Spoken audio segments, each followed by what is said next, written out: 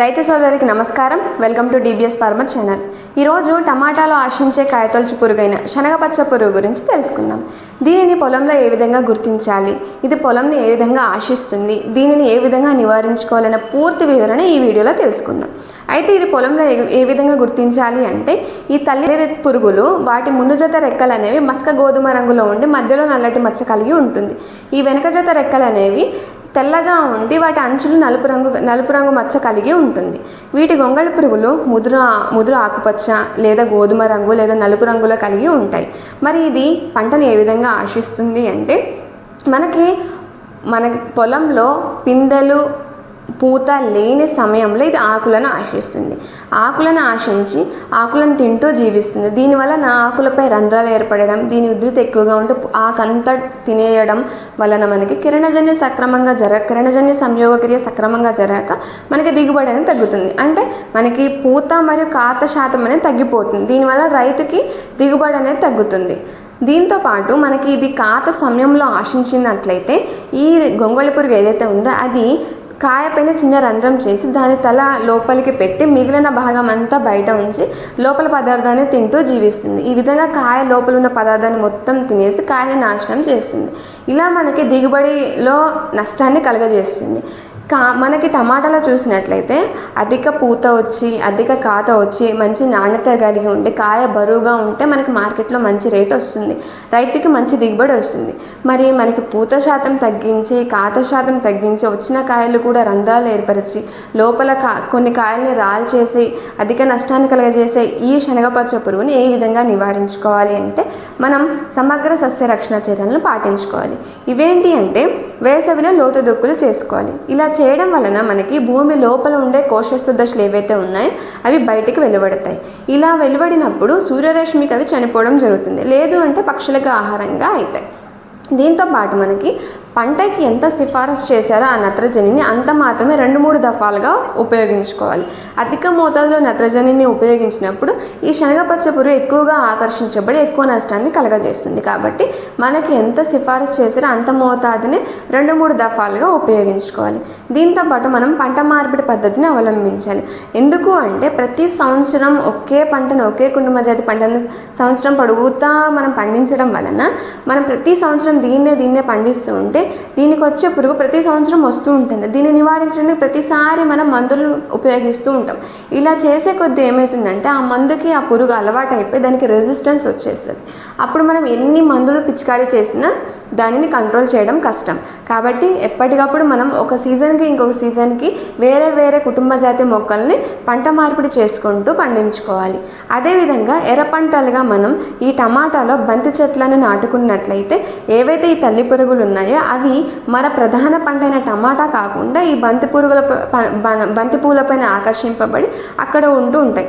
అప్పటి మనం ఆ చెట్లపై కూడా వాటి గుడ్లు కానివ్వండి, వాటి నుంచి వెలువడే లద్దె పురుగులు కానివ్వండి ఉంటే గమనిస్తూ ఉండాలి. అదేవిధంగా గమనిస్తూ ఉంటే ఆ గమనించిన వెంటనే మనం నాశనం చేయాలి. వీటితో పాటు మనం పొలంలో లింగాకర్షక బుట్టలను అమర్చుకోవాలి. ఈ లింగాకర్షక బుట్టలు మనం మన ప్రధాన పొలం ఏదైతే టమాటో ఉందో ఆ చెట్టు కంటే ఒక అంగుళం ఎత్తుగా మనం అమర్చుకోవాలి. అండ్ దానిలో మనం వేసే మందు ప్రతి 20 రోజులకు ఒకసారి మార్చుకుంటూ ఉండాలి. దానివలన ఆ మందు పవర్కి ఆకర్షింపబడి ఆ పురుగులన్నీ కూడా మన బుట్టలోకి వచ్చేస్తాయి. దీనివలన సంపర్కం జరగక ఈ పురుగులు చనిపోవడం జరుగుతుంది మరియు గుడ్లు పెట్టే శక్తిని కోల్పోతాయి. దీనివలన కొంతవరకు పురుగుని నివారించుకోవచ్చు. అదేవిధంగా ఈ పురుగు ఏదైతే ఈ గొంగళి పురుగులు ఉన్నాయో వీటిని తినే పక్షులని ఆకర్షించడానికి మన పొలంలో 15 నుంచి 20 పక్షి స్థావరాలను ఏర్పాటు చేసుకున్నట్లయితే ఆ పక్షులన్నీ కూడా ఆకర్షింపబడి వచ్చి మన పొలంలో కనిపించే లద్దె పురుగులు ఏదైతే గొంగళి పురుగులు ఉన్నాయో వాటిని తినేసి నిర్మూలిస్తూ ఉంటాయి. మనం మందులు పిచికారీ చేయకముందే ఇలాంటివి చేసినట్లయితే మందులు పిచికారీ చేయాల్సిన అవసరం కూడా ఉండదు. కాబట్టి మన పొలంలో ఇలాంటి స్థావరాలను ఏర్పాటు చేసుకుంటే ఆ పక్షులకు కనిపించిన ప్రతి గొంగళి పురుగును తినేసి నివారిస్తూ ఉంటుంది. అదేవిధంగా మనకి మొక్క దశను బట్టి గుడ్ల నుంచి వెలువడిన గొంగళి పురుగులను నివారించడానికి వేప గింజల కషాయం 5% పంటపై పిచికారీ చేసినట్లయితే ఈ తల్లి పురుగు అనేది గుడ్లు పెట్టడానికి నిరాకరిస్తుంది. దాంతోపాటు ఈ గుడ్ల నుంచి వెలువడకుండా లద్దె పురుగులను ఆపేస్తూ ఉంటుంది. తద్వారా మనం కొంతవరకు పురుగుని నివారించుకోవచ్చు.